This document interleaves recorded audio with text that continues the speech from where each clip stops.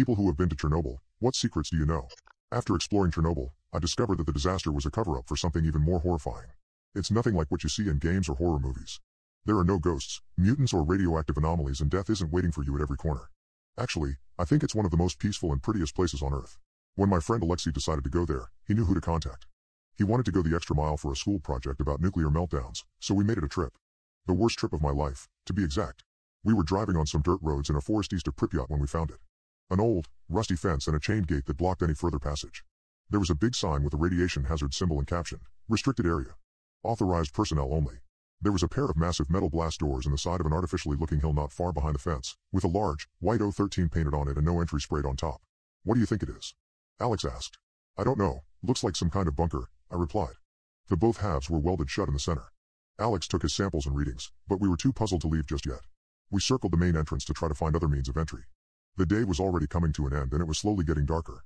As we were searching, a thought crossed my mind. Why would they weld the doors? What's so important inside that they went this far to keep people away? "Look, there's something there." Alex pulled me away from my thoughts. It was a concrete block a couple of meters large with what looked like vents on the sides. As I looked into the vents, I noticed that they were also sealed with heavy-looking steel hatches and no clear way to open them. However, there was also a somewhat smaller door labeled service tunnel with a large wheel on the outside. At first, the wheel wouldn't turn because of all the rust and dirt, but eventually it budged. The door unlocked. I pulled and it slowly started opening. Behind the door, there was a small platform and a tight vertical tunnel with a ladder. What caught my attention was that there was an identical locking mechanism on the inside. That meant that they could lock the door from both sides. But why? We were lucky, because if they had locked it from the inside too, there would be no way to get in. I stepped inside and shined my phone light down the shaft. It wasn't strong enough to hit the bottom. The air was damp and old and there was something that I couldn't identify. A very faint, chemical-like smell. There was no radiation nor signs of any other hazards. "You've got to be kidding me. This is so cool. We have to come back here and check it out later," Alex said. I couldn't agree more. It was almost dark now, so we resealed the door and called it a day. But we promised ourselves to return. I immediately tried to do some research when I got home, unfortunately with no success. I texted my smart friend Pavel about it, and he said he would look into it and ask around. A week later, we packed our gear and went on with it.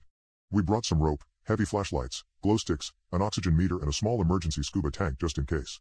We told our relatives and friends about our trip and when we're expecting to return. We closed the door behind us as we descended down the access shaft. We followed the tunnel and reached another door, but this time it was a regular one, not the heavy bunker type. There was a simple map with the layout of the facility floor by floor. We were on floor 0, main entry hall. There were another 4 floors below us. Floor -1, offices, security and recreation. Floor -2, secure laboratories. Floor -3, accelerator, clean room decontamination chamber. Floor -4, experiment site. The map was titled Object 13. It wasn't a military bunker. This was a research site. We took a set of stairs, since the elevators were of no use without power. I stepped on another stair step but something rolled away under my foot, lost my balance and fell on my back. My pack luckily absorbed the impact. I looked under my feet to see what caused my fall. Empty bullet casings. This wasn't the sole reason why I felt odd about this place. As soon as we got down to level -1, I noticed that every single door was open. Every single one. There was a canteen and a kitchen right at the beginning of a long rectangular corridor. Various offices surrounded the corridor. "Dmitri." Alex called from the canteen on the opposite side of the corridor. "What?" was all I could say when I followed him to the canteen. There was food still neatly served on the tables. But it wasn't spoiled. It wasn't fresh either, but it wasn't decaying, as a 30-year-old meal should. "How is this possible?" I asked. "I don't know, maybe it was irradiated or something. But it's not anymore, I checked that." "I really don't know, man," he answered, as puzzled as I was. Looking back, this was the perfect time to turn back and leave. There were so many red flags already. Something really wrong happened down there. But I guess we were too excited and curious. We continued and descended down to level -2. The stairwell ended here, and to go deeper, we would have to cross the entire floor to reach another one on the opposite side. There was a security checkpoint and a large blast door that we had to pass through to reach the labs. Again, every door was wide open. However, the things that people left here weren't neatly placed where they should have been. It was a mess everywhere. There were all kinds of rooms with all kinds of equipment that I didn't understand. Occasionally, there were more empty bullet casings on the ground. There still was the one central rectangular corridor as above, but the rooms around it were like a little maze. Almost at the other side of the floor, we found the head scientist's office. As I said, everywhere it was a mess, but I found a logbook on the desk. There was only a handful of pages, the rest torn out. October 5th, today we successfully managed to translocate several atoms without changes in any physical properties. It's going to be a long road until we can transport solid objects, but we're doing some good work here. February 21st, after the animal trials, we translocated our first human today. He is alive and healthy, a brave hero of our nation. We have proven that this technology works now. We still cannot send matter. Only exchange the positions of two equally massive objects.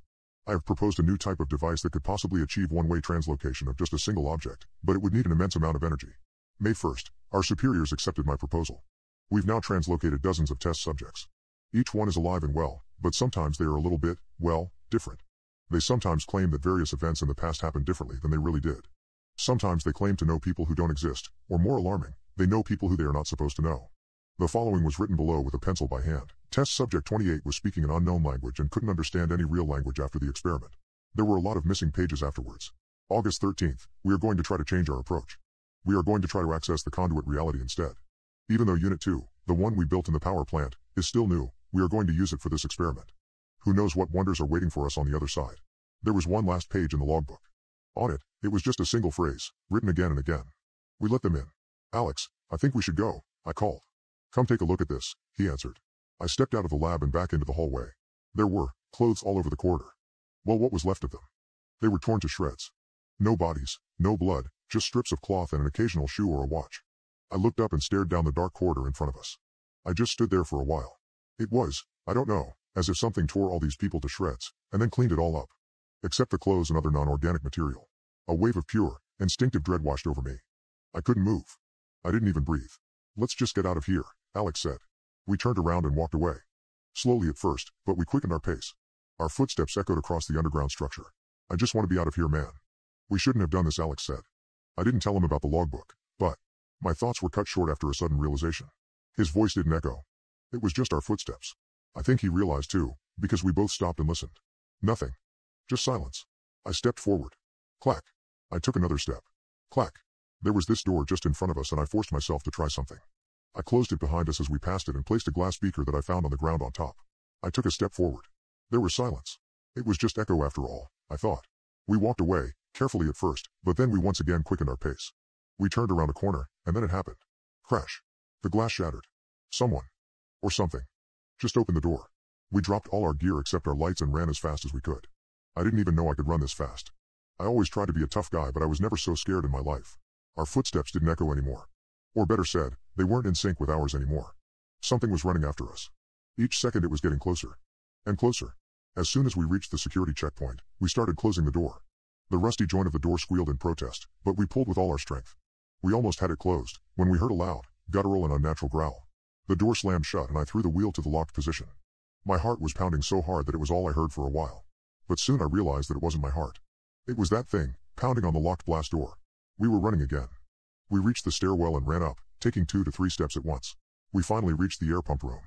The ascent really exhausted us, and even though I was scared, I felt like I would pass out if I took another step forward. Besides, we locked it down there. Alex sat down and leaned his back on one of the large vertical vents with a bang. Bang. Bang.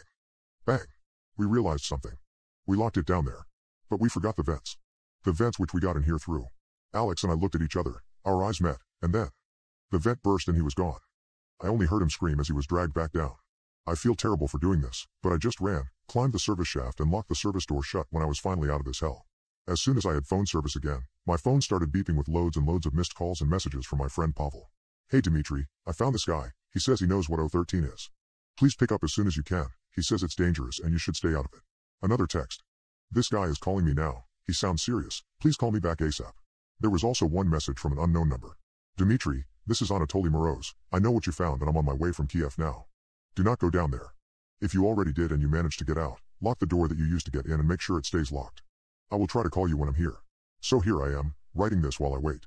I do this to make sure that no one else repeats our mistake, since I don't know if I'll live long to tell anyone personally. I just can't leave Alex behind. I have to go back.